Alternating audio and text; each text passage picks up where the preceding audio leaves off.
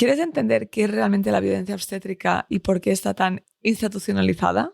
¿Quieres saber qué se está haciendo en Cataluña con un plan pionero para erradicarla y garantizar partos respetados? Quédate conmigo en este episodio donde hablamos con Serena Brigidi, antropóloga médica y experta en género y salud sexual y reproductiva.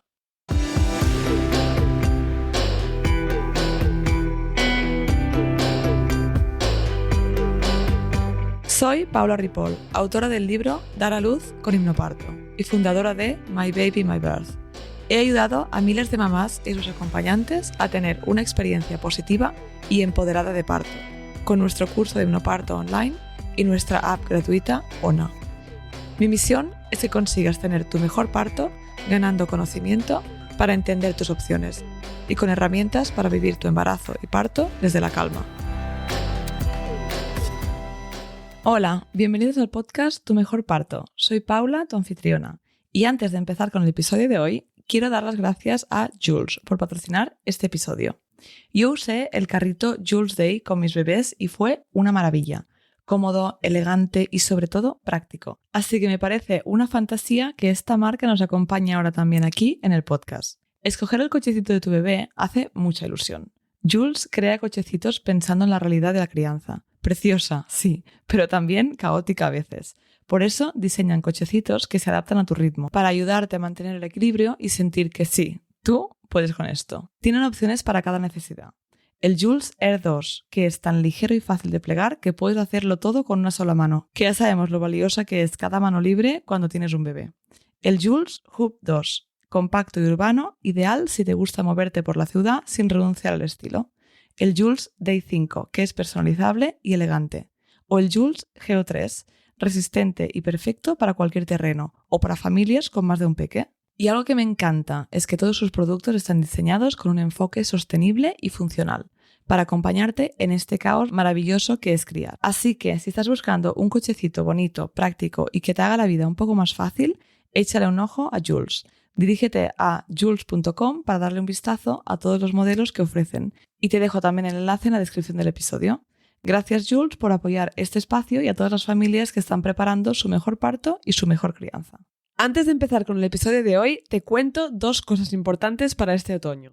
Primero, ¿estás embarazada? El 27 y 28 de septiembre estaré dando mi curso grupal de hipnoparto online, en directo. Es un curso precioso donde trabajamos juntas con otras parejas, respiración, visualizaciones, rol del acompañante, gestión del dolor, toma de decisiones, todo lo que necesitas saber para vivir tu mejor parto. ¿No te encajan estas fechas? Las próximas serán en noviembre y enero. Y si prefieres ir a tu ritmo, recuerda que siempre tienes el pack digital de hipnoparto, con acceso inmediato desde casa. Y segundo, si acompañas a madres en el embarazo y parto, como matrona, doula, psicóloga o terapeuta, o quieres empezar en este ámbito, el 1 de octubre empieza mi formación profesional en hipnoparto, una formación completa con mirada perinatal centrada en el respeto, la evidencia y la transformación. Si sientes que es el momento de ampliar tus herramientas y acompañar partos desde otro lugar, esta formación puede ser para ti. Te dejo toda la información en las notas del episodio. Y ahora sí, empezamos.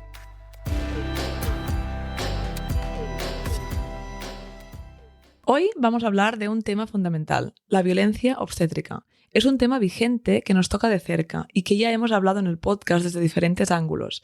Hablamos de ello con Francisca Guillén, abogada, en el episodio 16, y también con artistas que han abordado el tema en el teatro y en la fotografía, en los episodios 79 y 99. Y hoy lo haremos con una invitada de lujo, Serena Brigidi, pedagoga y doctora en antropología médica. Serena es especialista en interseccionalidad, género y salud sexual y reproductiva.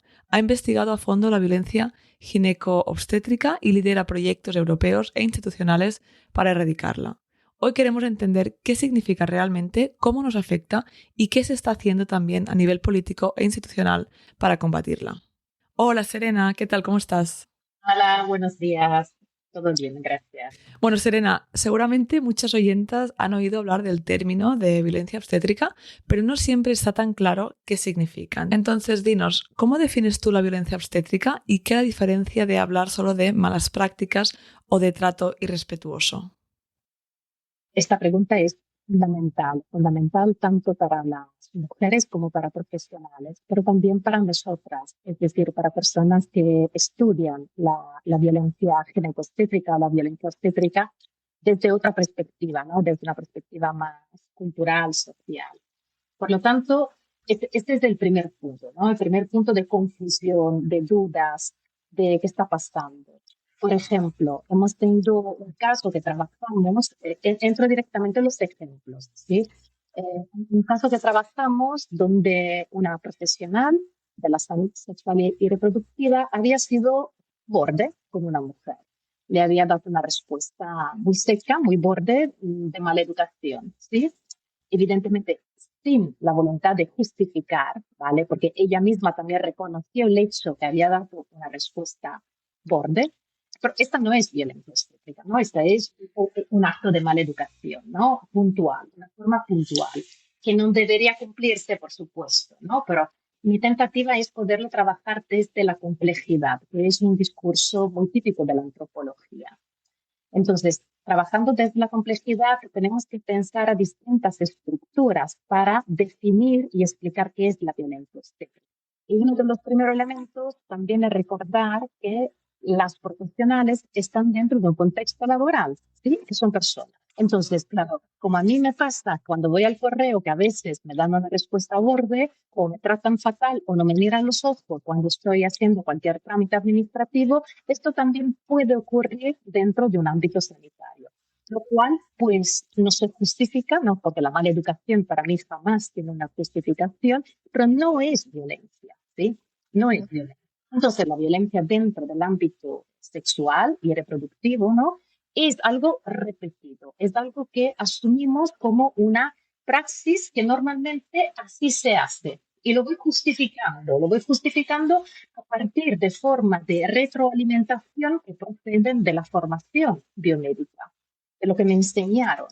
A veces esta enseñanza no es una enseñanza directa, no es que yo te he dicho, yo que soy tu residente o tu estructurado, ¿sí? No es que yo te he dicho que a las mujeres hay que tratarla así, pero ya sabemos que el aprendizaje dentro de la biomedicina, por lo tanto matronas, por lo tanto, es decir, todas las áreas, ¿no? Enfermería, ginecología, obstetricia, anestesia, pediatría, etcétera, etcétera, es un aprendizaje vinculado con el repetir prácticas, ¿sí? No es tanto una oralidad, ¿no? Todas las especialidades están más bien centradas en un realizar prácticas, en observar y repetir. Entonces, es de ahí donde intentamos cambiar, ¿no? Dicho todo esto, ¿qué es la violencia ginecobstétrica, la violencia obstétrica? Pues es un fenómeno complejo, es un fenómeno que es difícil de entender, que se tiene que mirar desde distintos puntos estructurales. Por lo tanto, la organización laboral implica una violencia institucional, implica también turnos laborales, implica también la visión, la construcción, la representación de las mujeres dentro de la sociedad. Claro, ya lo estabas apuntando, ¿no? Tenemos ginecólogas, enfermeras, matronas, muchas profesionales que son mujeres, pero que también están dentro del sistema y repiten estos patrones de violencia, ¿no? Y claro, en esta construcción no solo somos pacientes, pero también somos profesionales, porque aquí en España la mayoría de ginecología obstetricia, o por lo menos en Cataluña, es una especialidad de mujeres. Entonces tenemos un 80 más o menos por ciento de mujeres. Entonces es también la representación que tenemos de la profesional mujer dentro de un contexto sanitario. Así que por esto implica, ¿no?, esta perspectiva de género, esta visión de género dentro de la sociedad. Claro, y estabas comentando cómo tenemos en España y en muchos otros países un modelo formativo dentro del ámbito sanitario que se basa en la repetición, ¿no? Entonces, el aprendiz copia lo que hace el maestro, el profesional en activo, y entonces hay prácticas que se van repitiendo con el pasar de los años y que no necesariamente están bien. Entonces, ¿qué nos puedes decir de esto en lo referente a la violencia obstétrica? Bueno, la teoría del cambio fundamentalmente, ¿no?, que es un aspecto muy fascinante, pero ¿cómo vamos a introducir las innovaciones? Sí. Parece mentira, pero hay lugares donde la innovación y la teoría del cambio cuesta mucho más poderlo introducir. Entonces, muchas veces se habla de evidencia científica. Claro, la evidencia científica es una construcción, ¿sí? Es una construcción además terrible descubrir, ¿no? Cómo se va construyendo esta evidencia científica, porque muchas veces Mm, es realmente detrás, sobre todo en sí. biomedicina, hay prácticas que son absurdas, porque dependen de estudios que están financiados por casas farmacéuticas, dependen de estudios que no contemplan a las mujeres, pero que se ocupan de áreas que tocan directamente a las mujeres. Entonces, esta evidencia científica se construye, ¿no?, a partir de determinados artículos que tienen más impacto en el ámbito académico. Estos artículos, pues para poder publicar en esta revista hay que tener mucho dinero, Ujú, ¿sí? Entonces, aquí sí. ya vamos excluyendo lugares en el mundo.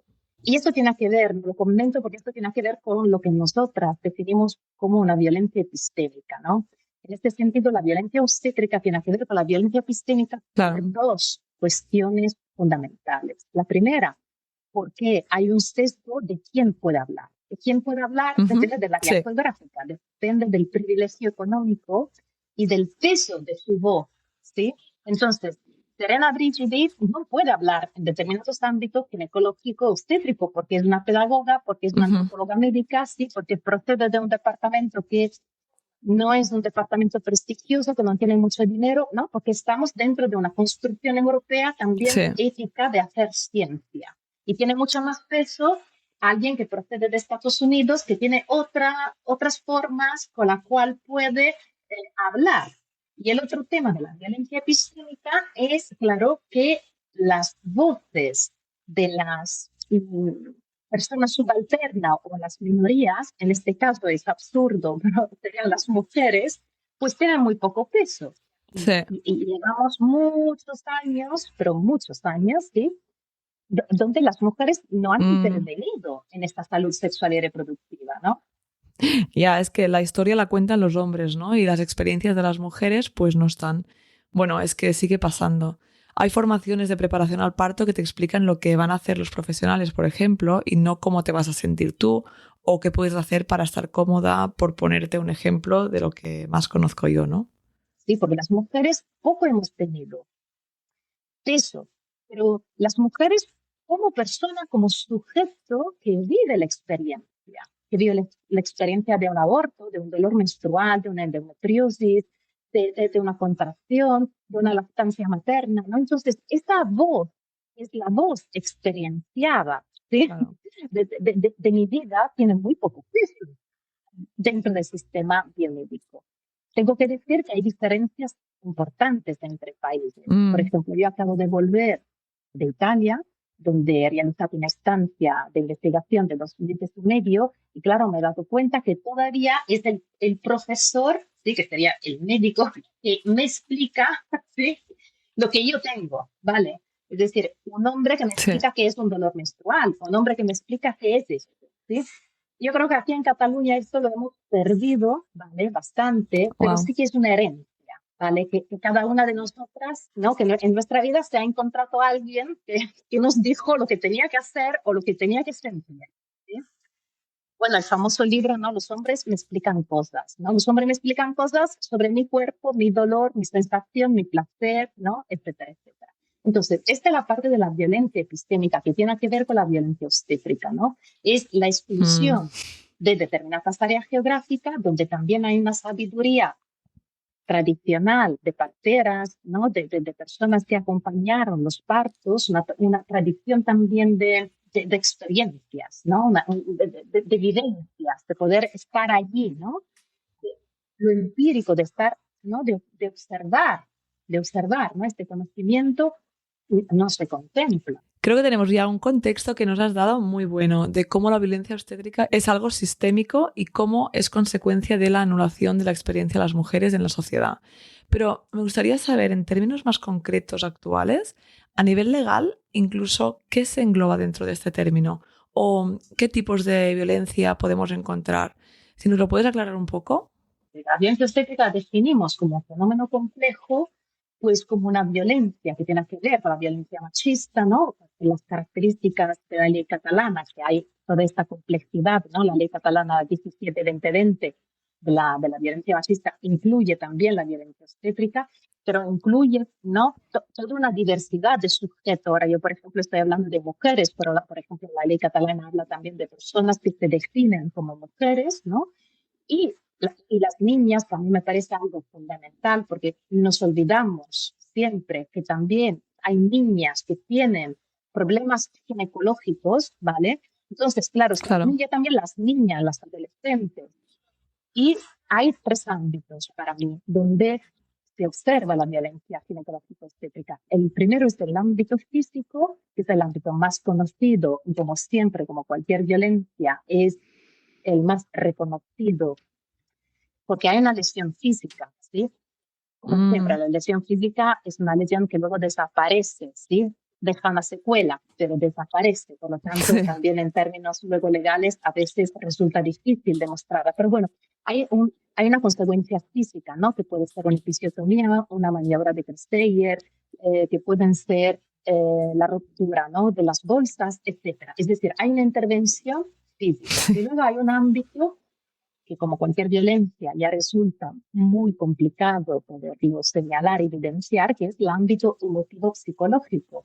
Y estos son los Sí. insultos, ¿no? Los insultos explícitos o implícitos que las mujeres recibimos sobre nuestro cuerpo, nuestra sexualidad, nuestra forma de expresar el dolor, nuestros olores corporales, nuestras fragilidades, nuestras parejas, bueno, nuestra vida íntima. ¿Sí? Entonces hay siempre esta moralidad, este juicio, ¿no? Que vuelve.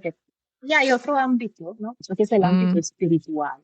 O sea, es una violencia directa a mis creencias o mi religión. Pero no es solo la parte emotiva psicológica, Sí. es realmente cuando yo creo, ¿no? Creo algo, te estoy diciendo que es mi creencia, realizar una práctica o pedir determinadas situaciones y esto no se respeta. Y esto tiene una secuela terrible, terrible, porque realmente aquí vemos, se ha visto, cómo no solo un parto traumático, eso significa que interrumpimos un diálogo, ¿sí? Con Dios que la mujer tiene.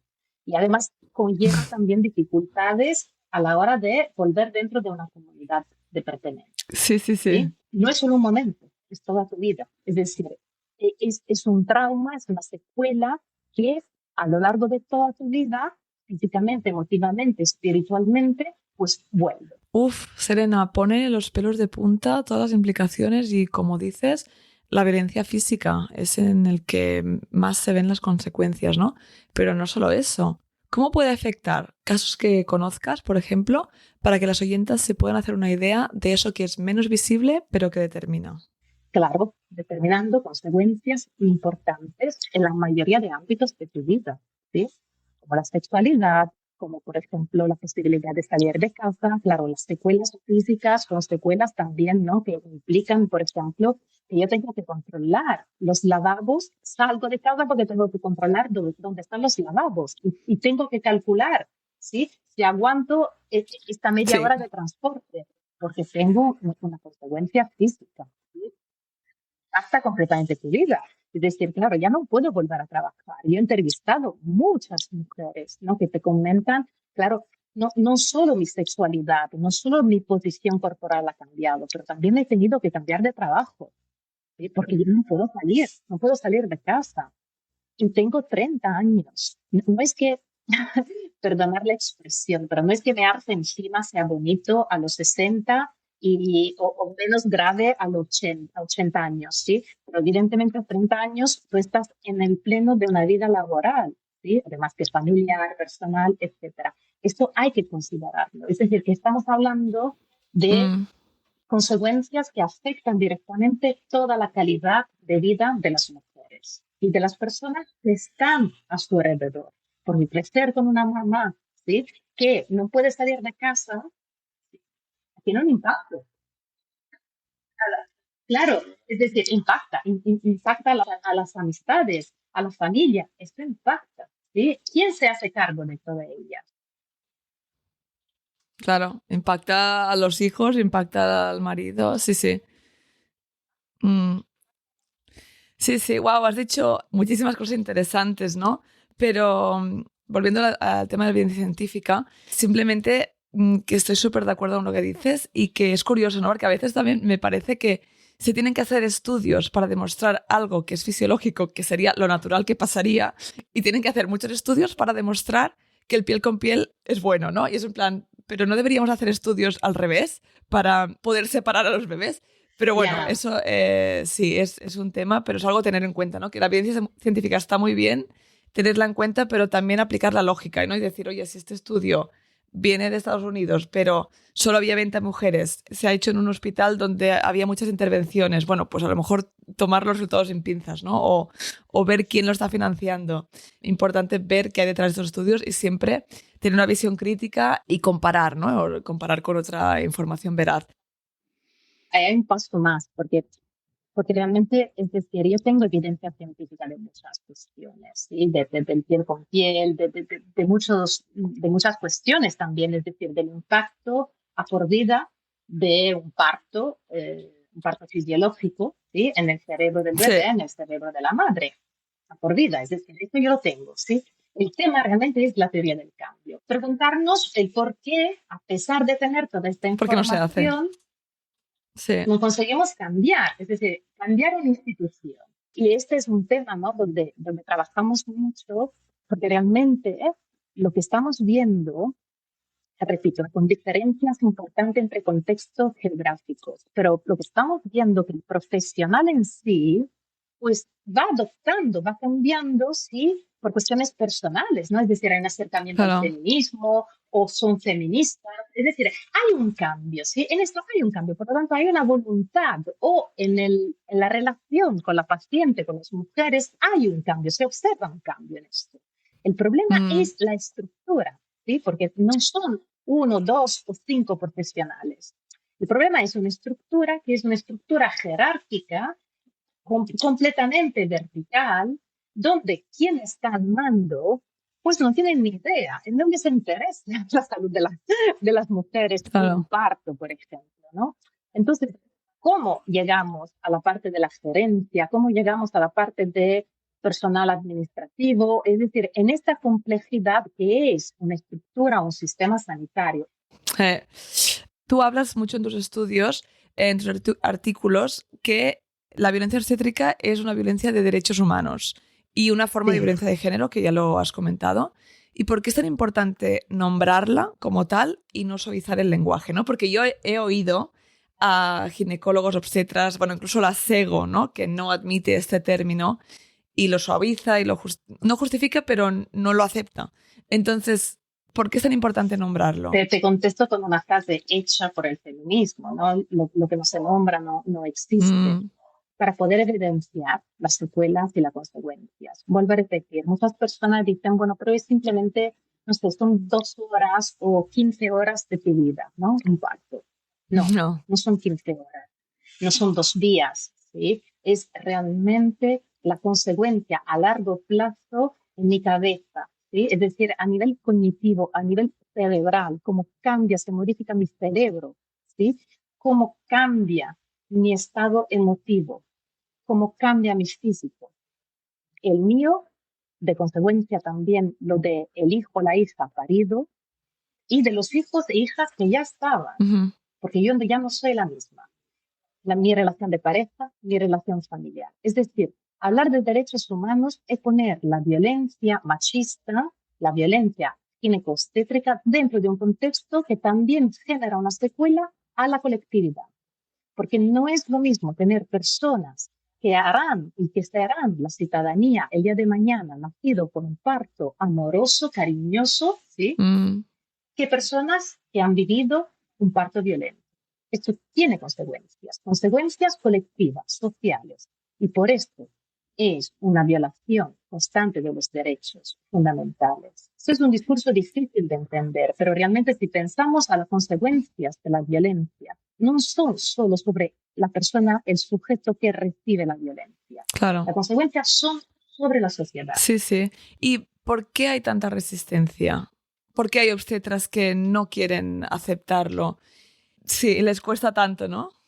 Yo vivo en un contexto realmente privilegiado, porque A mi alrededor tenemos un colectivo de ginecólogas, de obstetras y matronas que están haciendo un trabajo estupendo, ¿sí? Y que están luchando y que están creando un cambio en la ginecología obstetricia, ¿no? Abriendo un diálogo con las activistas, con las mujeres.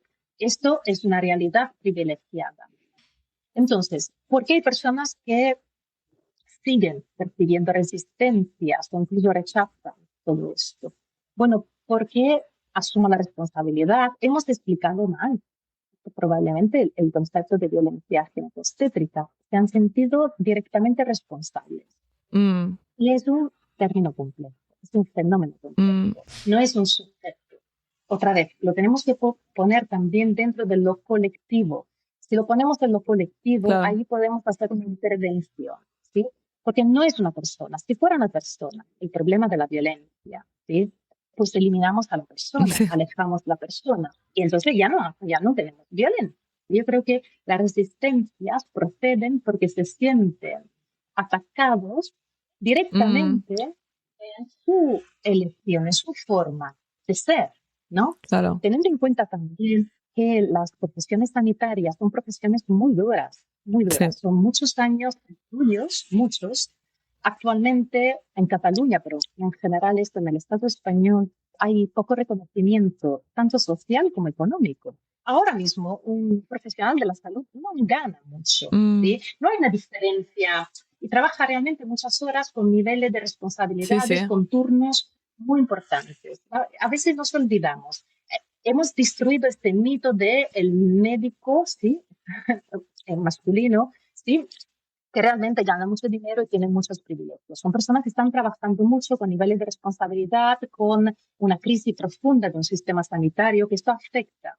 Y son profesiones también que surgen de una vocación. Es decir, no te metes estudiando 15, 20 años si no hay una pasión profunda, sí, por lo que estás haciendo. Sí, te encanta lo que estás haciendo, si no, no aguantarías. Entonces, ¿no? Cuando se habla de violencia, claro, la gente dice, pero caray, pero si yo lo estoy dando todo. Y sí, yo creo que hay una cosa también que es interesante, que yo creo que es el tema de las creencias, ¿no? O sea, es decir, si tú has estudiado por eso, en la universidad, después has aprendido de diferentes gines pues, que tenían más años de experiencia que tú, vas creyendo que esa es la forma de actuar, vas aceptando algunas acciones que son más, ¿no? Que persisten la violencia obstétrica.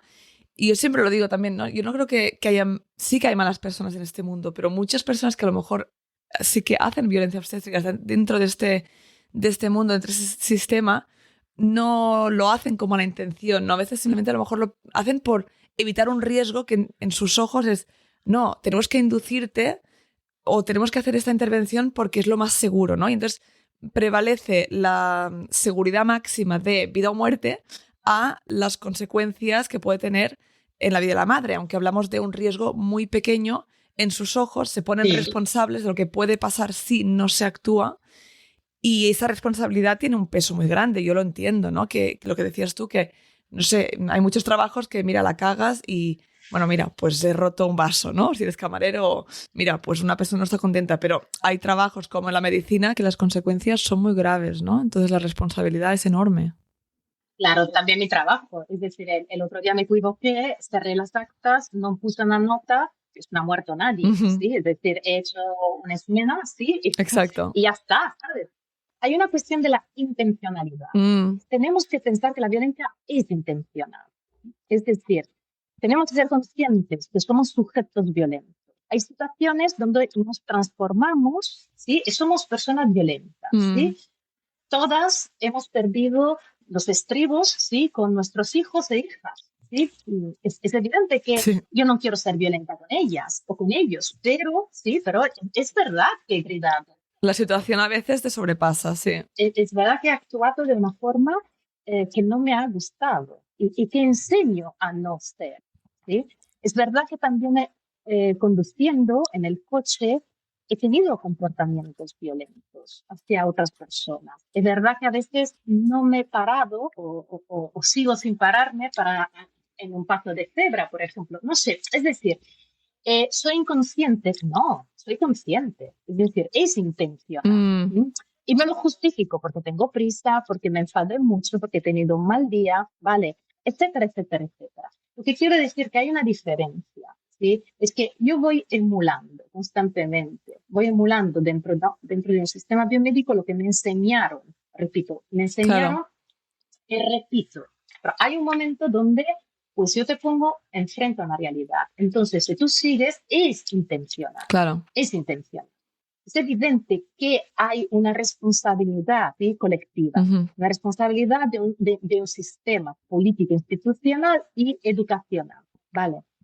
Pero como sujeto, muchas personas me lo han dicho. Es decir, yo he conocido muchísimas profesionales de la salud que se acercaron y me han dicho, yo he ejercido violencia obstétrica. Mm. A mí esto me parece un paso fundamental, porque ahí sí que es conciencia, pues, y, y cambiamos. Claro, sí, sí. Hay una responsabilidad individual, evidentemente, y tiene que haber esa conciencia de forma individual, porque si nadie tiene conciencia, pues seguimos igual que siempre, ¿no? Y no hacemos nada.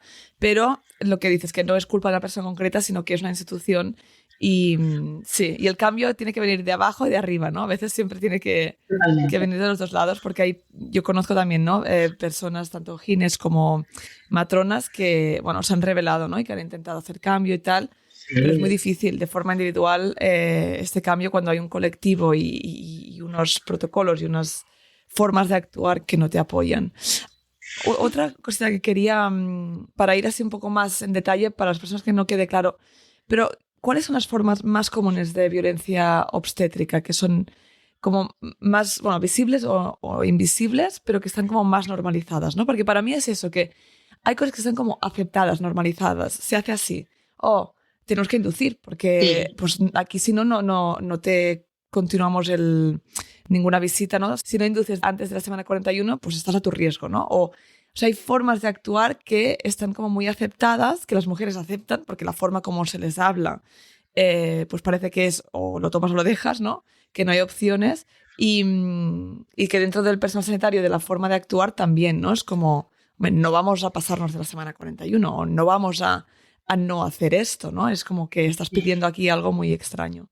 Sí, explícanos qué formas están así como más aceptadas. Aquí sí que tenemos una importante variabilidad entre contextos geográficos, ¿no? Por ejemplo, aquí en Cataluña tenemos menos episiotomías en el ámbito físico, por ejemplo, pero hay lugares donde se sigue ejerciendo muchísimo la episiotomía de forma rutinaria. Ujú. En términos generales, yo diría el hecho de no considerar a las mujeres como sujeto Mm, participante activo dentro de su salud sexual y reproductiva, ¿no? No construir esta relación de reciprocidad, donde las mujeres te cuentan, y repito, aquí no estoy hablando solo de un parto, no estoy hablando de todo el ciclo de vida sí, sexual y reproductiva de las mujeres, donde te contamos, ¿no?, lo que hacemos, lo que sentimos, nuestras necesidades, nuestras molestias, más allá de la parte patológica, de la parte no, sí, de la parte más clínica. Y luego ahí el segundo problema para mí, que es pendiente del primero, es la cuestión de la información que también mencionaba. Aquí tenemos un problemón infinito, ¿sí? Porque las mujeres tenemos que estar informadas, ¿sí? No cabe duda de esto. Y pocas veces somos informadas. Pero estar informadas no significa que llega la profesional y les cuenta en mediquese, ¿sí?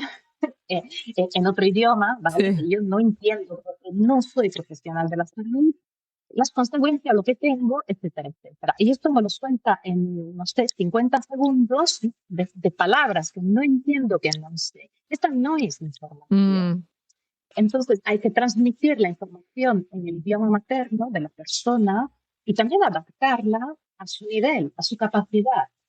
Pero su capacidad, no porque las mujeres en el parto, por ejemplo, somos menos receptivas, no es por esto, es simplemente que según mi estado de vulnerabilidad en determinadas situaciones, en este ciclo de vida sexual y reproductiva, puedo no estar, ¿sí?, comprendiendo bien lo claro, que me estás diciendo, ¿sí? No es simplemente una cuestión de títulos de estudios. Tienes que asegurarte que estoy comprendiendo exactamente lo que me dices, sí, porque lo que estamos solicitando es, por una parte, una mediación lingüística cultural, por la otra también una mediación hacia el sujeto que tienes enfrente. Entonces, realmente es diferente, ¿no? Es una diversidad constante, ¿no? De personas. No sé, tal vez habría que acompañar o pensar en otra figura profesional que pudiera hacer este trámite, ¿no? Y poder aclarar determinadas situaciones. Porque es verdad que hay personas que no quieren saber nada, opérame y no quiero saber nada, y otras personas que quieren ser más detallistas. Sí, sí, sí. Y después también hay personal sanitario que les encanta esta parte de comunicación y habrá otros que son buenísimos en lo que hacen, pero les es más difícil, ¿no? O sea, es como todo, no todo el mundo tiene las mismas habilidades. Sí, es un tema, como más hablamos, es como más complejo lo encuentro, ¿no? Es realmente muy complejo, porque es verdad que yo también he estado presente en comunicaciones en consulta, donde a mí me parecía, no sé, donde todas las buenas prácticas habían estado realizadas, y luego, por ejemplo, a la mujer quejarse en fase sucesivas diciendo, pues no me sentí en absoluto comprendida, acogida, fue un trato frío, cuando y yo también estaba presente, ¿eh? Es decir, Es que somos personas, ¿no? Y es como, sí, personas, claro, y hay una diversidad impresionante, ¿sí? Impresionante. Y claro, sí, sí, sí. recuerdo también el caso de una matrona que me contó que una paciente, pues, le había hecho decir por parte de su pareja, que, por favor, podía cambiar matrona porque el perfume que ella tenía le molestaba mucho, ¿sí? Y claro, ella me decía, yo la entiendo perfectamente, es decir, entiendo que además, claro, como estás embarazada, ¿no? Que tienes esta sensación de olores mucho más fuerte, ¿no? Tienes, a ver, Sí, lo entiendo perfectamente, pero no te puedo decir que no me quede fatal. Es decir, ¿no? claro. Que también son sujetos, que son personas, ¿no? Que también tienen sus días difíciles Sí, sí, sí. y ya está, ¿no? Es decir, a veces esto nos olvidamos que debería ser una relación de reciprocidad. Sí, sí. Bueno, dentro de esta complejidad sí que has participado en bastantes Mm. avances y proyectos, ¿no? Internacionales para, bueno, intentar ir, no sé si erradicarla, pero ir cambiando las cosas, ¿no? Entonces, uno de los proyectos que has participado es la respuesta colectiva Because Words Matter. ¿Por qué es tan importante el lenguaje en este debate? Bueno, el lenguaje en general es fundamental para poder tener una base común cuando hablamos. Necesitamos utilizar parámetros. Claro, para mí uno de los problemas grandes que hay en violencia machista, en violencia ginecológica obstétrica, es el abuso de datos estadísticos, ¿no? O esta mentalidad de que el dato estadístico pueda realmente explicar o solucionar cuestiones.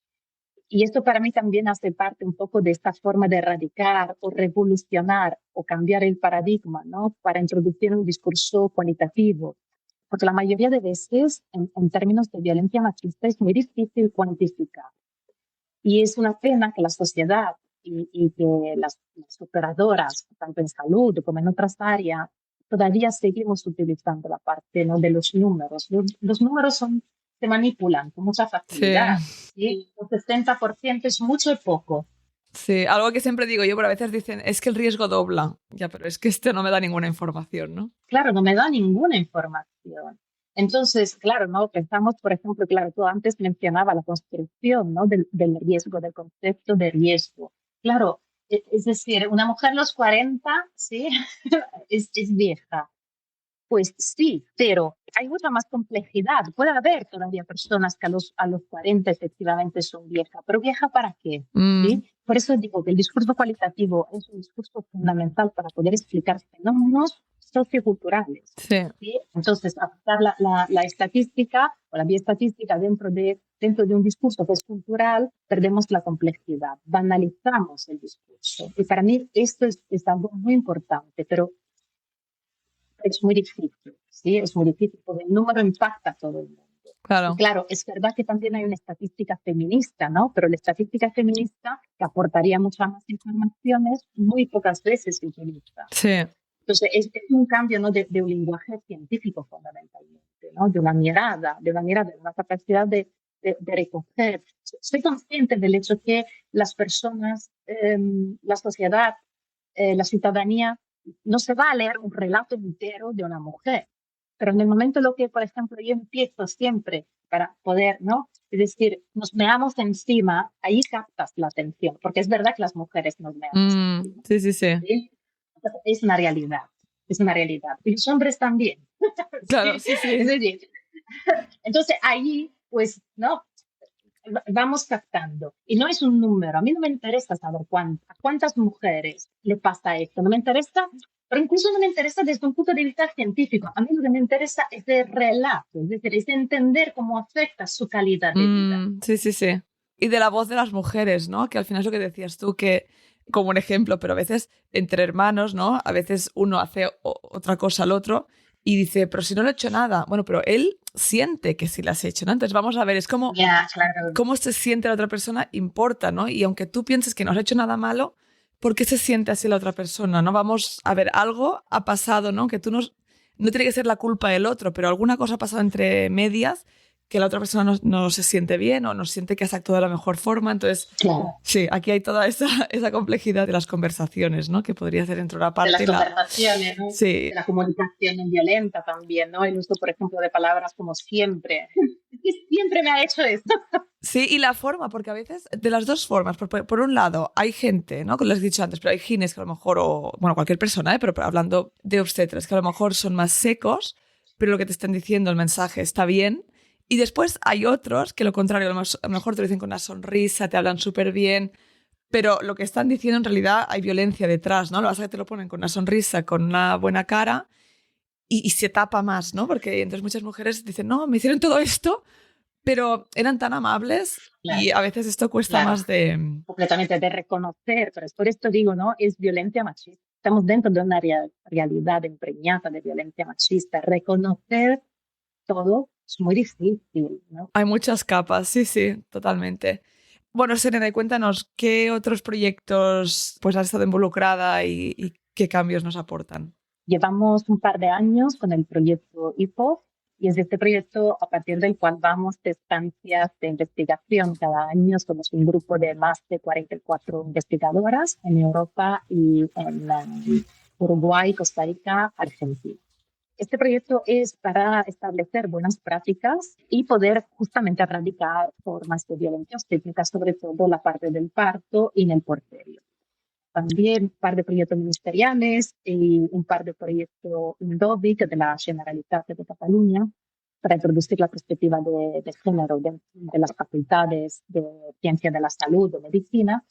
Pues lo que estoy llevando a cabo son técnicas artísticas, que son fotografías narrativas y mapeos corporales. Entonces, utilizo ambas técnicas y trabajamos estos significados más profundos que las mujeres o también los profesionales de la salud viven en el ciclo sexual y reproductivo.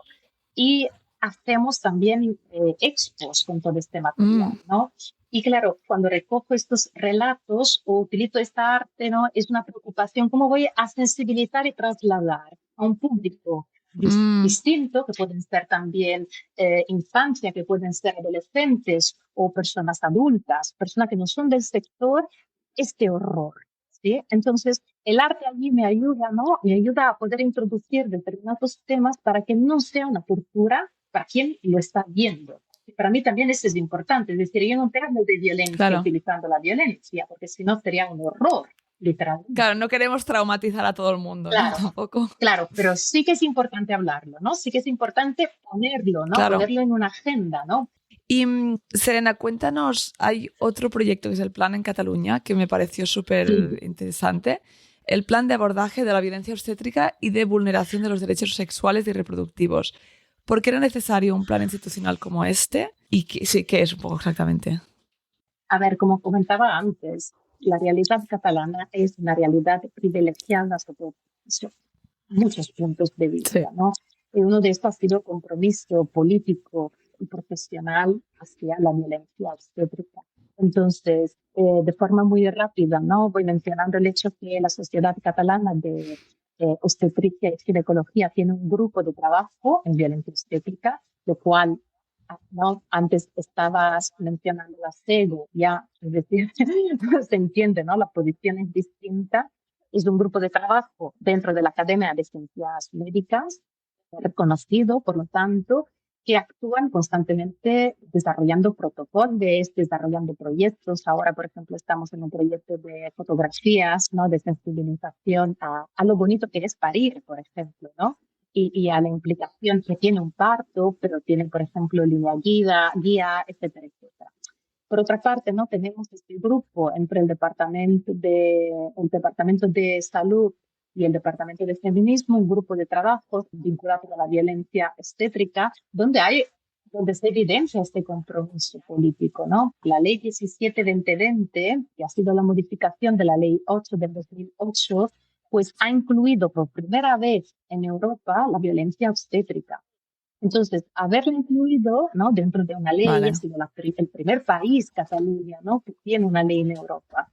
Claro, el paso siguiente ha sido, ¿no? Actuar a partir de reuniones con distintos profesionales, somos distintas personas, profesionales, personas que están dentro, profesionales de la salud, personas que están dentro, ¿no? De los departamentos de salud, de políticos, personas que están haciendo política y personas Sí. como yo, por ejemplo, ¿no? Que son más académicas, para ir pensando cómo, desde un punto de vista más institucional, poder, ¿no? Llevar a cabo un cambio o generar herramientas también de análisis, ¿no? De recogida de datos. Sí. Y esto para mí es un cambio importante, ¿no? Desde también un punto de vista simbólico.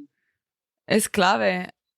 Sí, es clave porque le estás dando la importancia que se debe dar, le estás dando también una guía de actuación, ¿no? Porque a veces también yo creo que para los profesionales, para las instituciones, pues si vas diciendo, no, esto no se debería hacer así, pero no saben exactamente, vale, entonces cómo lo hacemos, ¿no? Entonces hay como este gap, entonces, bueno, pues si hay un poco, no sé si es tipo guía de actuación, pero si hay un poco una forma de actuar y se habla más de ello, se dan más pistas de lo que no se debe hacer, lo que se debe hacer. Sí, sí, es un material descargable de forma gratuita, por lo tanto cualquier persona que está interesada lo puede descargar. Me parece que hay una versión también en castellano, pero igualmente con inteligencia artificial se puede traducir fácilmente, ¿no? Entonces, Sí, a hoy en cualquier día. otro idioma. Pero sí, pero yo creo realmente subrayo, ¿no? La cuestión simbólica, ¿no? Es decir, es una toma de posición frente a ¿no? Una Mm, actitud de negación, de rechazo, de exclusión. Claro, lo que ha puesto a Cataluña ha sido, no, es decir, aquí existe, ¿no? La nombramos y también la trabajamos, la estamos estudiando. Un compromiso por parte de las profesionales también de la salud sexual y reproductiva que súper están importante. participando. Yo creo que realmente es muy importante. Ahora, como siempre, esto no significa que en Cataluña no haya violencia obstétrica, ¿sí? O que todo funciona al Mm, 100% perfectamente. Lo que significa que se está trabajando, hay una conciencia, sí, hay una voluntad política y profesional para seguir adelante. Y hay que seguir adelante, ¿eh? No hay que pararse, hay que seguir adelante, a pesar de los cambios políticos también que vivimos, evidentemente, ¿no? Como es sí. normal que ocurra en cualquier país, ¿no? Sí, pero y esperemos también que, ¿no? A veces cuando hay una zona, ¿no? Una comunidad autónoma que está haciendo las cosas de una cierta forma y habrá gente que igual incluso se va de una comunidad autónoma, se va a Barcelona, ¿no? O sea que las otras comunidades autónomas esperemos que poco a poco pues vayan siguiendo el ejemplo y hay un cambio sí más generalizado, ¿no? Bueno, esto seguro, es decir, sobre todo en el ámbito de las matronas, hay bastante cambios, ¿no? De comunidades para estudiar. También la Asociación Catalana Claro. de Llevadoras, ¿no? Tiene un grupo de trabajo en violencia obstétrica. También en el grupo de la Sociedad de Obstetricia y Ginecología, pues están involucradas algunas matronas. Es decir, es un diálogo, ¿no? Se está construyendo algo, está moviendo algo, ¿no? Sí. Lo único que tenemos que seguir adelante.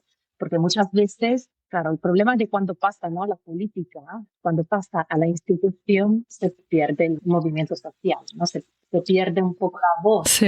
de las mujeres. Entonces, mantener constantemente distintas líneas. La línea para mí es fundamental de la investigación, ¿sí? Porque la investigación permite, ¿no? Narrar, contar, denunciar en determinados términos. Sí. La línea política fundamental, pero también la línea del activismo, del movimiento social.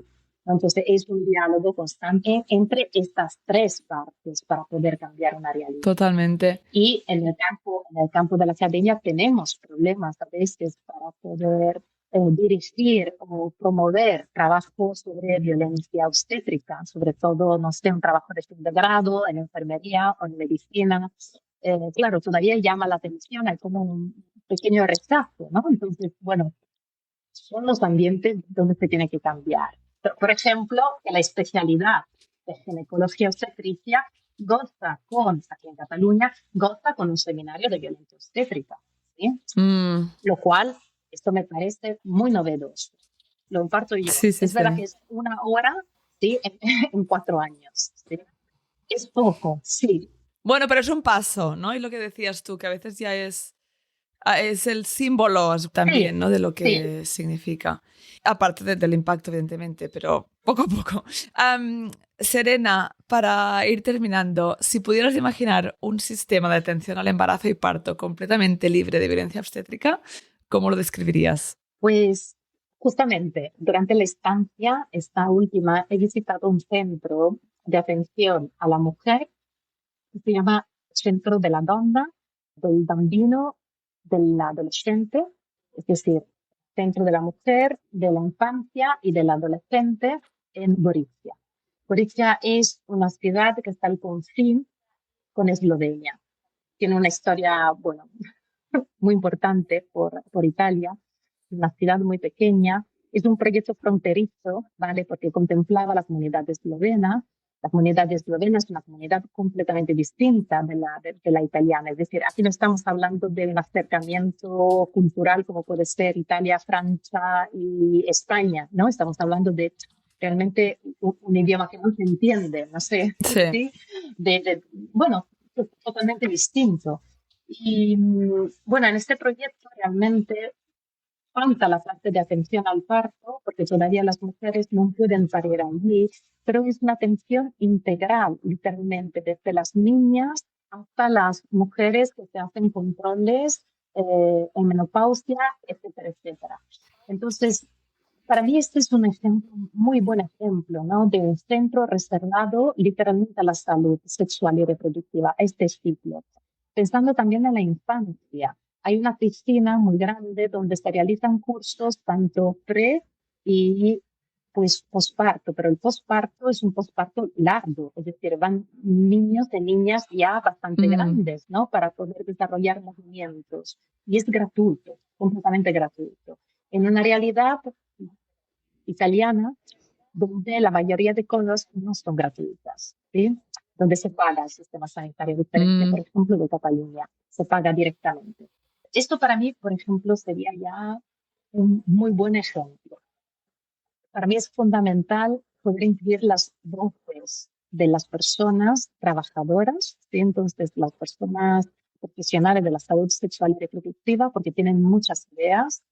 Realmente hay un cambio, como hemos comentado antes, la voz de las mujeres y también de las niñas y de los niños, ¿no? Entonces, también Claro. un espacio amable, ¿sí? Donde no nos sentimos juzgadas, Sí. donde nos sentimos aceptadas, donde hay cariño, donde hay amor, ¿sí? Y realmente podemos hablar sin vergüenza, Claro. sin miedo, ¿no? De lo que pasa. Eso para mí sería lo ideal. Sí, jo, qué importante, porque son temas, bueno, y muy íntimos, muy delicados. Pueden ser momentos de vulnerabilidad, ¿no? De la mujer. Y entonces sentirte arropada, sentirte que puedes confiar, que puedes abrirte, pues qué importante, ¿no? Que Sí, debería ser. sí, qué importante. Y también la posibilidad de mantener un diálogo transgeneracional. Entonces, la posibilidad de encontrar también a otras personas, compartir con otras personas, ¿no? Porque siempre más la realidad es muy individualista. Entonces, la posibilidad de intercambiar con personas de Sí, distintas edades, ¿no? Y estar muy juntas, ¿no? enriquecedor. Mantener siempre esa relación entre pares, ¿no? Es decir, no profesionales, pero entre las mujeres que vivimos en un barrio, en una comunidad, esto es muy importante, para dar peso, ¿no? Valor a la mujer. Bueno, Serena, yo creo que ha sido un episodio súper interesante. Muchísima información, mucho conocimiento que tienes y muchas gracias por tu trabajo, porque creo que Tienes un trabajo súper importante que igual no se conoce mucho el tipo de trabajo que haces tú y tus compañeras, pero me parece una forma, pues como los inicios casi, ¿no? De la parte más institucional de cómo ayudar a este cambio desde los estudios, desde dar voz a las mujeres y también entender la parte de los sanitarios, ¿no? Que como has dicho tú, que no es algo individual, sino que es algo sistemático y ahí es donde tenemos que poner el foco. Así que muchísimas gracias. Gracias, Paula. Y muchísimas gracias a todas y a todos por estar aquí en este episodio y escucharnos del otro lado y nos vemos la semana que viene. Gracias. Este podcast, dale al seguir, valora y escribe una reseña. Y comparte en tus redes sociales para que este podcast llegue a más mamás y familias. Puedes seguirme en Instagram @mybabymybirth. Y recuerda descargarte la app ONA de forma gratuita en App Store y Play Store, donde encontrarás las relajaciones de hipnoparto junto con un contador de contracciones u olas. Y si quieres profundizar en los temas que hablamos en el podcast, puedes adquirir nuestro pack digital de hipnoparto para conseguir tu mejor parto. Te veo la semana que viene.